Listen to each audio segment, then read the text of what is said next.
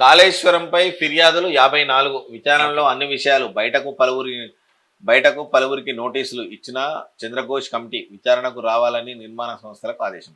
అంటే ఇప్పుడు కీలకంగా మారింది కాళేశ్వరం ప్రాజెక్ట్. ఎందుకంటే ఇప్పుడు ఒక బ్యారేజ్ ఉంటుంది అన్న, ఆ బ్యారేజ్ కింద కొన్ని గ్రామాలు, వందల గ్రామాలు ఉంటాయి. ఒకవేళ ఆ బ్యారేజ్ కనుక బ్లాస్ట్ అయితే ఆ ప్రాణాలు గాలిలో కలిసిపోతాయి. అటువంటిది కేసీఆర్ ఇట్లాంటి బ్రిడ్జ్లను కట్టి ఎవరి ప్రాణాలు తీయడానికి స్కెచ్ చేసిరంట.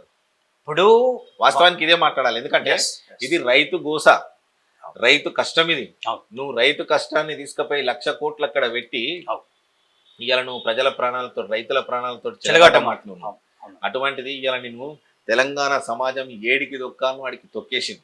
అది 100%. అంతేగా ఇది పలుగులు కూడా స్పష్టంగా అంతేగా. అయితే ఇంతకు ముందు కేసీఆర్ కూడా కొంతమంది జర్నలిస్టులు అడితే ఎగ్గా చిన్నవి వస్తూనే ఉంటాయి, పోతూనే ఉంటాయి అని ఒక లైట్ గా తీసుకున్నాడు కేసీఆర్.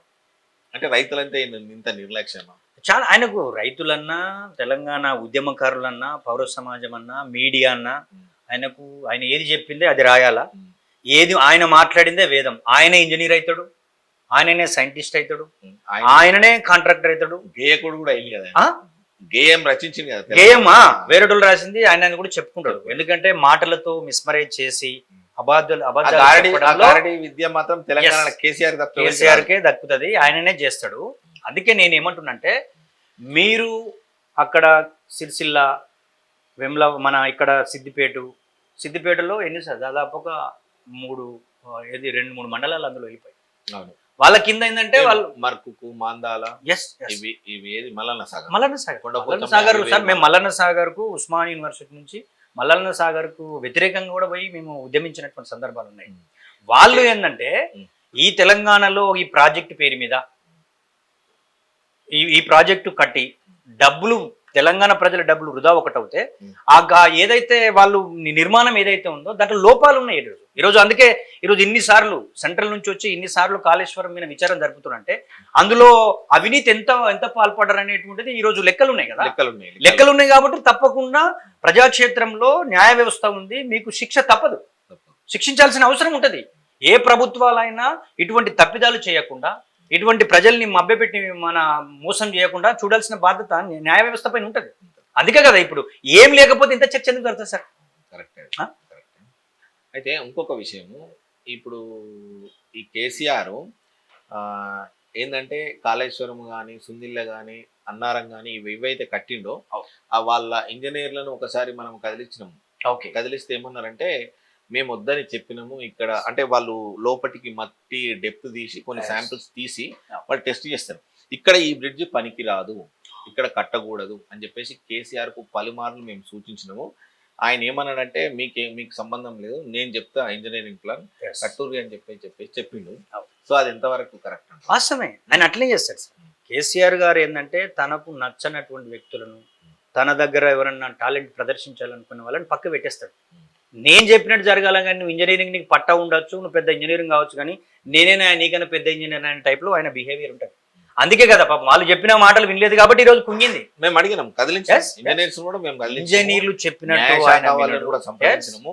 అక్కడ ఏంటి అని అంటే, ఇప్పుడు ఒక పిల్లర్ ఎంత డెప్త్ అయితే మనం వేస్తామో అక్కడ మట్టి శాంపిల్స్ ని తీసుకొని ఆ మట్టి శాంపిల్స్ ని ల్యాబ్ కి పంపించి అవి టెస్ట్ అయిన తర్వాత ఇక్కడ ఫోర్స్ ఉంటుంది, వాటర్ ఫోర్స్ అనేది వచ్చి ఈ పిల్లర్ కు తగిలితే ఈ పిల్లర్ ఇక్కడ ఎంత వరకు సేఫ్ అనేది కూడా వాళ్ళు టెస్ట్ చేస్తారట.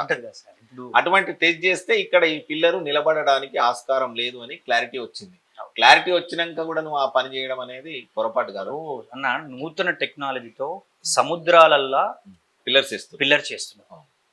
పెద్ద ఇప్పుడు దుబాయ్ లాంటి కంట్రీలో వాటర్లో బిల్డింగ్లు కన్స్ట్రక్షన్ చేస్తున్నారు. ఇంత అడ్వాన్స్ టెక్నాలజీ డెవలప్ అయినటువంటి ఈ ప్రస్తుత పరిస్థితులలో ఆయన ఇంజనీర్ల మాటలు కూడా వినకుండా కాళేశ్వరం కట్టి ఈరోజు కుంగితే 2-3 కుంగితే నేను మొత్తం రాద్ధాంతం చేస్తారని మాట్లాడుతున్నారు. మళ్ళీ ఇంకా అది కాకుండా అక్కడికి వీళ్ళ టీం పోయి మేము ఇట్లా కట్టినాం అట్లా కట్టినామని చెప్పే ప్రయత్నం చేస్తా ఉన్నారు. ఎందుకంటే ప్రజలను రాజకీయ కోణంలో వాళ్ళ మైండ్ను డైవర్ట్ చేయడం తప్ప మీరు చేసిన తప్పులను కప్పిపుచ్చుకోవడం అవుతుంది. అది గుర్తుపెట్టుకోవాల్సిన అవసరం ఉంది. ఈ రోజు మనం కాదు కదా, ఢిల్లీ నుంచి వచ్చినటువంటి సేఫ్టీ అధికారులే చూస్తున్నారు. అందులో అవినీతి జరిగింది, సరిగా నిర్మాణం చేయలేదు. ఇంత పెద్ద తెలంగాణ ప్రజల తరపున కొట్లాడి నేను చెప్పుకున్న ఈయన అసలు ఇంత తెలంగాణ ప్రజలకు ద్రోహం చేస్తాడా? ఇప్పుడు అక్కడ సార్ అక్కడ ఎవరైతే ప్రాజెక్టు కడతారో ఆ కింద భూములు ఉన్న వాళ్ళు వాళ్ళ ఇల్లు పోయింది, వాళ్ళ భూమి పోయింది, వాళ్ళ గుడి పోయింది, వాళ్ళ బడి పోయింది, వాళ్ళు చిన్నప్పుడు ఆడ ఆడుకున్న ఆడ ఆ ప్రజల యొక్క ప్రేమపూర్వక సంబంధాలు అన్ని పోయినాయి. మొత్తం ఇక్కడ కాదు సార్, అక్కడ నుంచి ఆ ప్రాజెక్టు పడుగుతూ ఎక్కడి నుంచి వచ్చిందో అక్కడంతా వాళ్ళ ఊరు నుంచి వెళ్ళిపోయారు. వాళ్ళకి న్యాయంగా రావాల్సినటువంటిది వాళ్ళకి ఇవ్వలేకపోయారు. వాళ్ళు నష్టపరిహారమే చెల్లించలేదు. వాళ్ళు ఇంకా ఇంకొక బెదిరించారు వాళ్ళు. మంచి వార్త వచ్చింది.